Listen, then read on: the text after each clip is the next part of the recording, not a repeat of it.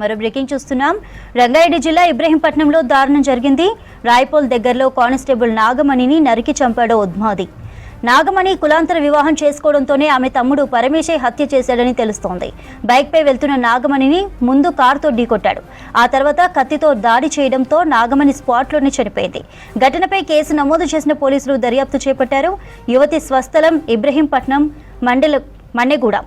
ప్రస్తుతం హయత్నగర్ పిఎస్లో డ్యూటీ చేస్తోంది నాగమణి.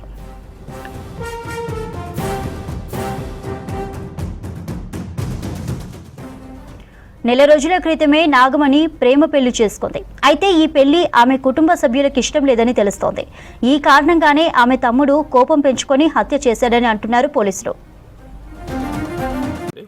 ఈరోజు రాయపూల్ లిమిట్స్లో ఒకటి ఉమెన్ని హత్య చేయడం జరిగింది. ఈ అమ్మాయి వచ్చేసి 2020 బ్యాచ్ కానిస్టేబుల్ హయత్నగర్ పోలీస్ స్టేషన్లో విధులు నిర్వహిస్తుంది. రీసెంట్గా వాళ్ళది రాయపూల్ విలేజ్ సంబంధించిన అతన్ని శ్రీకాంత్ అనే అతన్ని లవ్ మ్యారేజ్ చేసుకోవడం జరిగింది. చేసుకున్న తర్వాత వాళ్ళు వచ్చి హయత్నగర్లో ఉంటారు. నిన్న హాలిడే అని ఇక్కడికి రావడం జరిగింది. ఇప్పుడు మార్నింగ్ డ్యూటీ పోయే సమయంలో అన్నోన్ పర్సన్ వాళ్ళ ఫ్యామిలీ రిలేటెడే అయి ఉండొచ్చు. వాళ్ళ బ్రదర్ని అనుమానిస్తున్నాము.